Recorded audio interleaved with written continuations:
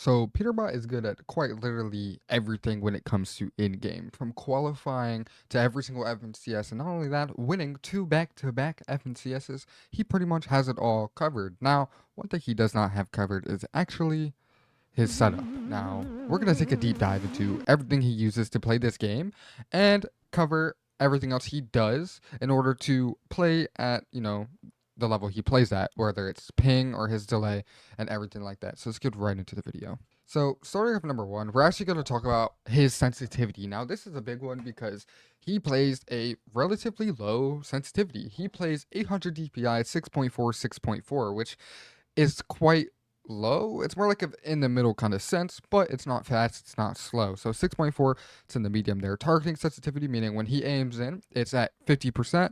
Building is 100%, editing is 100%, and he uses the Logitech G Pro X Super Light 2, and it is white. Not the color doesn't really help, but it is white. And then there's the price right there.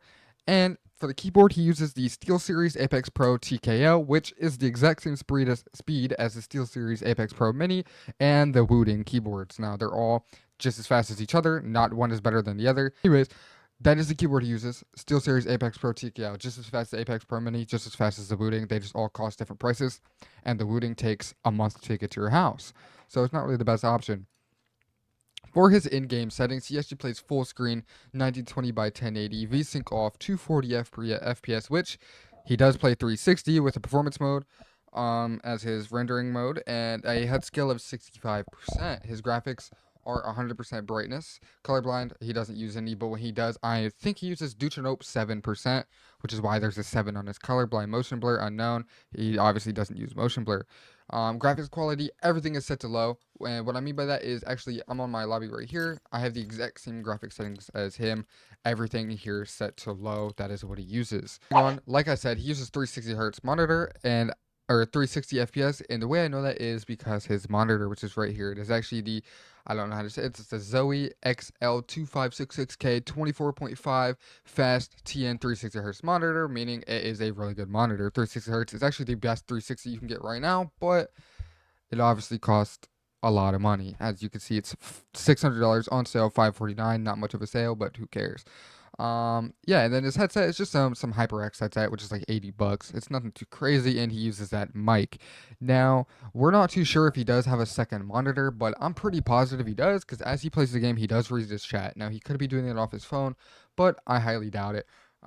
As you know, I've seen him play with a face cam and him just look over at a second monitor, but we don't know. And he does play on one PC, supposedly. He plays on one PC, no second PC for streaming because he doesn't stream too much and he kind of just plays the game. Now, another thing that Peterbot has that a lot of people don't have is actually zero ping. And in order for him to do that, it is actually one reason.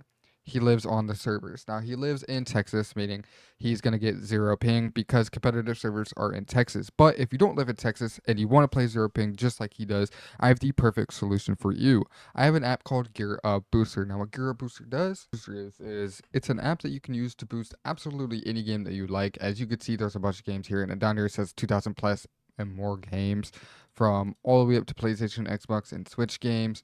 And it works pretty well, and it works different for everybody, so I highly recommend trying it, especially when you could try it for free, and you could do a bunch of different region choices as well, all the way up to Brazil, Europe, Middle East, Asia, Oceania, and all of the NA servers, East, West, Central, and then Auto, of course, which is probably the best bet. And for those of y'all that have been asking me how to get it for free, this is all you do is right here. You scroll down in the description, click the download, and then download for free just like that. It's really, really easy. Now, I highly recommend this to absolutely everybody because not only does it help your ping, it helps your packet loss, and most apps don't actually do that. So make sure you give this a shot, give it a try, and that is coming from me. Now, Gear Booster is an app that I actually do use, and it helps me in my tournaments, so that's why I'm recommending it to you guys. So make sure you try it out. Now that we've covered all of that, I'm actually going to cover a few things that you could do for no delay. Now, when it comes to pros, we actually don't necessarily know everything they do for no delay because, well, they're not too open about it. And, that's okay. So I'm going to give you a few things that I do and that you could do for better delay.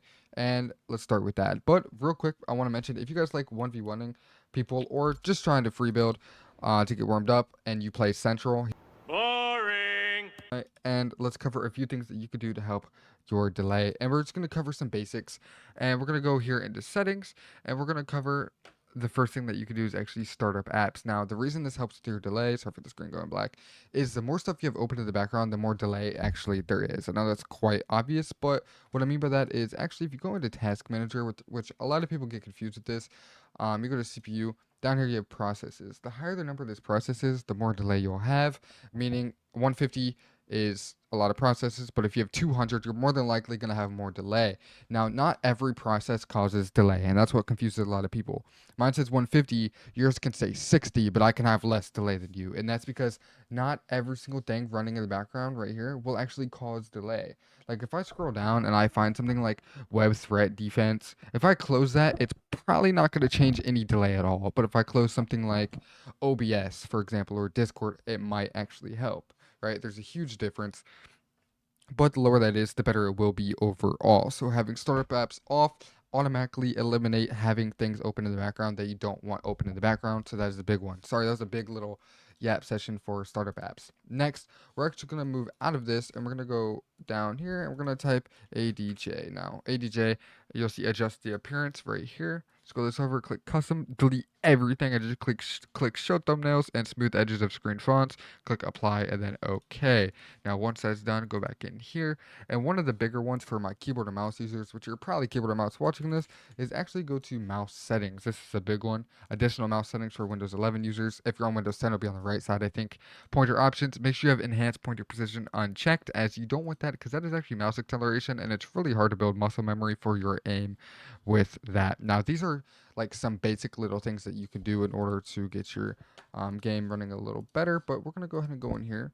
Go to transparency effects, which a lot of you guys say I leak my email in my videos, which I don't mind. I mean, the worst you could do is email me, like, which I really won't care because this is just an email I use for literally everything. It's not my business one, it's not my personal one, so it really doesn't matter. And then, anyways, off of that, go to visual effects. You can just type visual in the search bar and turn both of these off. So now, what this does is if you turn this on, everything is transparent. Meaning, if I open this, which for some reason it's still not transparent, um, it actually like I don't know, it's just kind of hard to explain. But turning this off, watch, it just kind of solids out and it makes everything look cleaner. And it actually does overall help a little bit with display.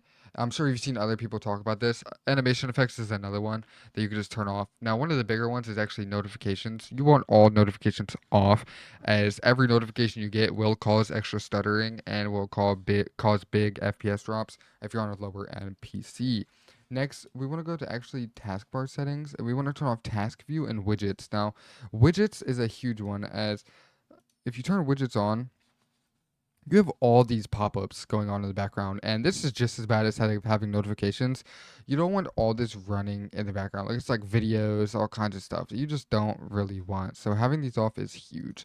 Now, those are just basic settings. If you want to watch a more like in detail video of how to get lower delay, this video right here on screen is perfect for you. If this video helps you at all, make sure you like the video, subscribe, and I'll catch you guys in the next video.